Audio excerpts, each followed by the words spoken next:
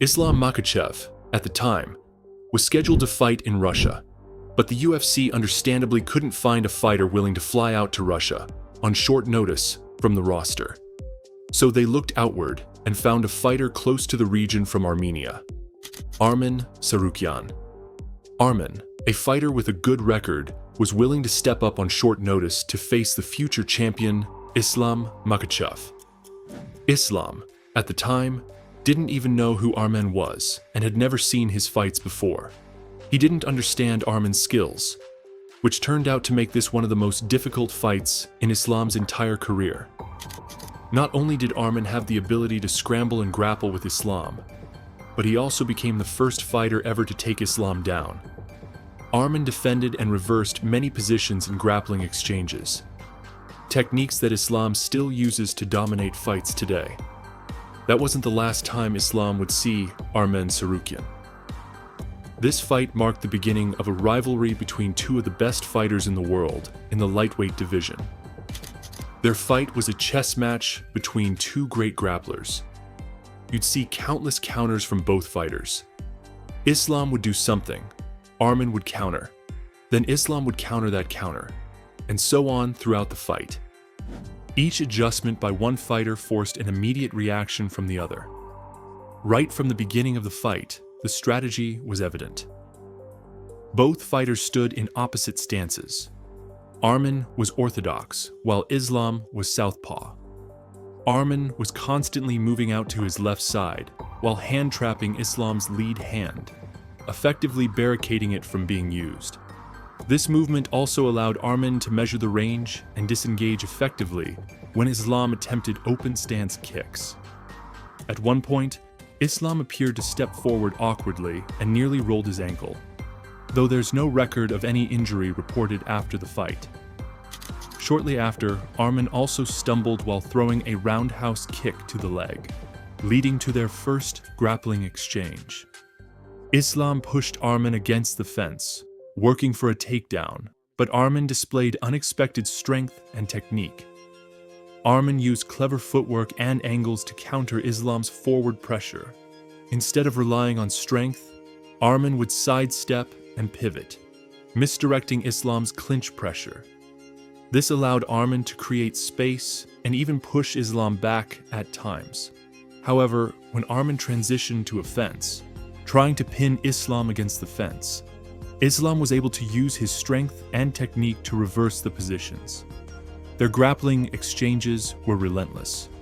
Arman's ability to counter Islam's moves, such as defending takedowns, reversing clinch positions, and even attempting takedowns of his own, showcased his high-level grappling. At one point, Arman was the first fighter ever to take Islam down. Using a mix of technique and strength, Arman elevated Islam, dragged him to the mat, and controlled him, a feat no one had accomplished before. The fight wasn't without striking moments either. Both fighters landed significant blows, but grappling was the primary focus. Each exchange highlighted the technical brilliance of both athletes. Islam adapted to Arman's sidesteps and counters, adjusting his tactics as the fight progressed. Arman, meanwhile, learned quickly from Islam's adjustments, often countering with new techniques of his own. By the third round, fatigue began to show, especially for Arman, who had taken the fight on short notice.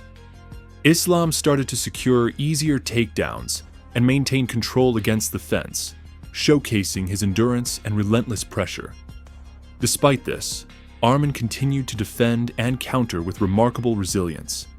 The fight ultimately went to a decision, with Islam emerging victorious.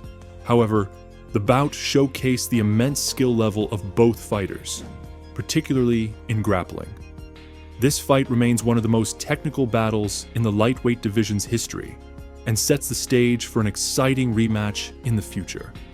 Both fighters have since improved, and a second bout promises to be just as thrilling. For Islam Makhachev, the win against Arman Tsarukyan was pivotal.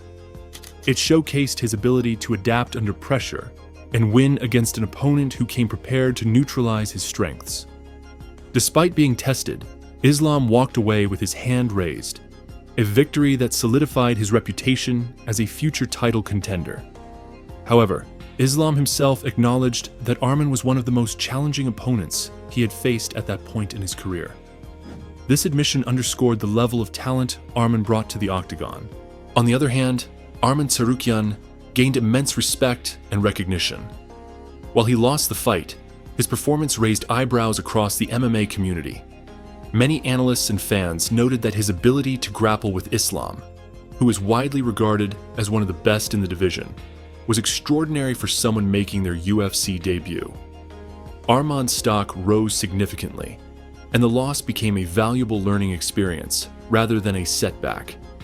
Arman's resilience and willingness to accept a fight on short notice against a highly touted opponent highlighted his fearless attitude. It also hinted at his potential to become a top contender in the division. From that moment, the trajectory of both fighters' careers began to intertwine, even as they pursued separate paths within the lightweight rankings. Following his win against Arman, Islam Makhachev continued his ascent toward the top of the lightweight division. His performances became increasingly dominant, and he displayed an evolving striking game to complement his world-class grappling. Training under the tutelage of Khabib Nurmagomedov and the team at American Kickboxing Academy, Islam's striking improved with each fight. His ability to mix levels, feint takedowns, and throw effective combinations made him a more complete fighter. Islam's mental game also became a defining characteristic. Known for his composure under pressure, Islam rarely deviates from his game plan. His ability to read his opponents and adapt during fights is unparalleled. Against high-level strikers, Islam demonstrated improved defensive movement, maintaining range and using his striking to set up takedowns. Against grapplers, he relied on his unmatched control and ability to dominate positions. His fight against Charles Oliveira for the lightweight title epitomized his evolution. Islam not only out-grappled one of the best submission artists in the division, but also showcased his striking by dropping Oliveira before securing the finish. This performance cemented his status as the lightweight champion and further demonstrated how far he had come since his fight with Arman Tsarukyan. Arman Tsarukyan, too, grew exponentially as a fighter after his debut against Islam. Recognizing the gaps in his game, Arman dedicated himself to improving every aspect of his skill set. His striking became sharper, his conditioning improved, and his grappling, which was already elite, reached new heights. Unlike some fighters who falter after a loss, Arman used the experience as a springboard for his development. Arman's subsequent fights showcased his growth.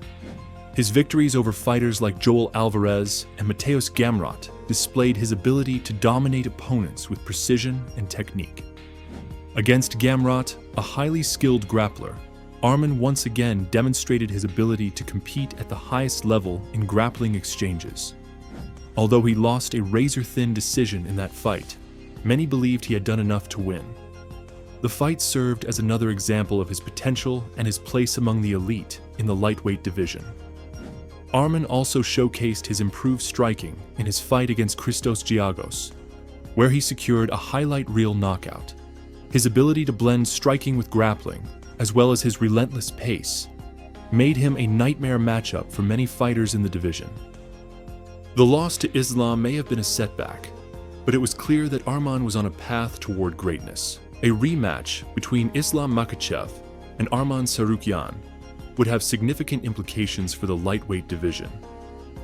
While a rematch is highly anticipated, the path to making it happen depends on several factors.